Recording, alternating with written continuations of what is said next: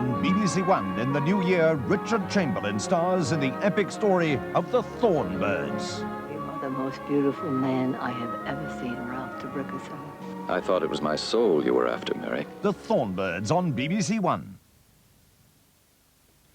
More of the many hits of Barry Manilow provide the entertainment on BBC Two now, with part two of that sellout concert he gave during the summer in the grounds of Blenheim Palace. Here on BBC One, summer days will seem a long way off from now on as a change in the weather brings us the horror of the fog.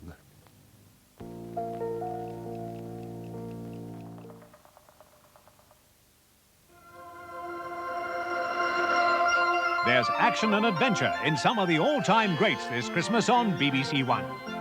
Alec Guinness stars in Bridge on the River Kwai. I hate the British. You are defeated, but you have no shame. You are stubborn, but have no pride. You endure, but you have no courage. I hate the British. Medieval Spain is a setting for El Cid, with Charlton Heston torn between love and duty. Where do you find your courage? I wish I knew. For God, Alfonso, and for Spain! For God, Alfonso, and Spain! In Dodge City, Errol Flynn is persuaded to clean up a new town whose ethics are cash and killing.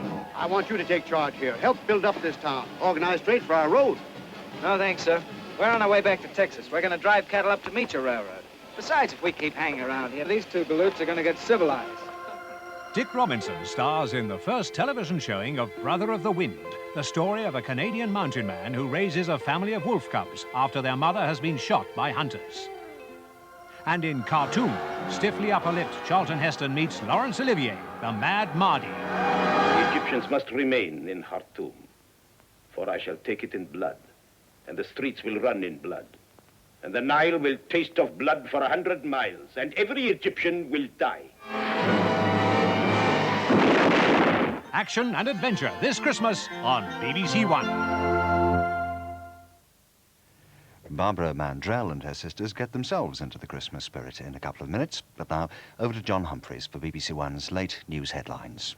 At least 14 people have been killed in two huge bomb explosions in Beirut. A French soldier and 8 civilians died when a lorry bomb went off outside the headquarters of the French peacekeeping force. 5 more people died when a bomb wrecked a hotel.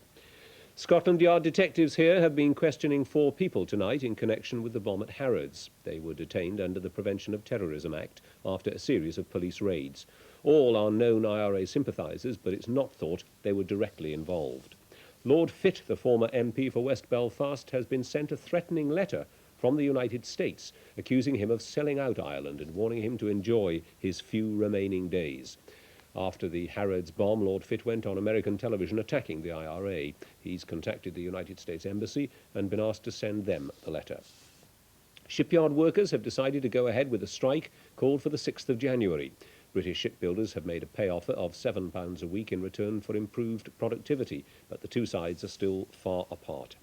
A report out today suggests the Treasury has got its predictions wrong for the British economy. The Organisation for Economic Cooperation and Development estimates the economy will grow by 2.25% next year and inflation by 5.5%. The Treasury says 3% and 4.5%. A policewoman who claimed her career suffered because of sexual discrimination has won her case against the Metropolitan Police. Wendy Delaunay was taken off patrol car duty because a senior officer thought it might lead to an affair with her partner, a married man. Today, an industrial tribunal decided Wendy was unfairly treated, but she won't necessarily be going back to traffic patrols. And finally, Wales are out of the European Championships. Yugoslavia took their place when they beat Bulgaria this evening. But Spain have achieved a memorable victory. They had to put 11 clear goals past Malta tonight to edge Holland out. And they did it. The result, 12-1. That's it. Good night. At breakfast time tomorrow morning, the company's Secretary of British Nuclear Fuels will be commenting on the leak at Sellafield. Richard O'Sullivan will be the guest of the day, and the breakfast time doctor will have some timely advice on dealing with hangovers. BBC One's breakfast time is from 6:30 in the morning. Well, still to come tonight, a song or two from Barbara Mandrell, but a quick check first on all of BBC One's programmes tomorrow night. The early evening lineup of Angels, Tomorrow's World and Top of the Pops. Then at 8:05, Wildlife on 1 takes a Red River safari from the snowy peaks of Mount Kenya to the vastness of the Indian Ocean. Dale and Rodney have their own encounter with a bit of wildlife at 8:30. That's Only Fools and Horses. And at 9:25, some unashamed nostalgia in a celebration of one of Britain's best-loved comedy teams, The Crazy Gang. The last, Film 83, before the fresh new Film 84 arrives, is at 10:25, and to end we have the Rockford Files starting at 11 o'clock.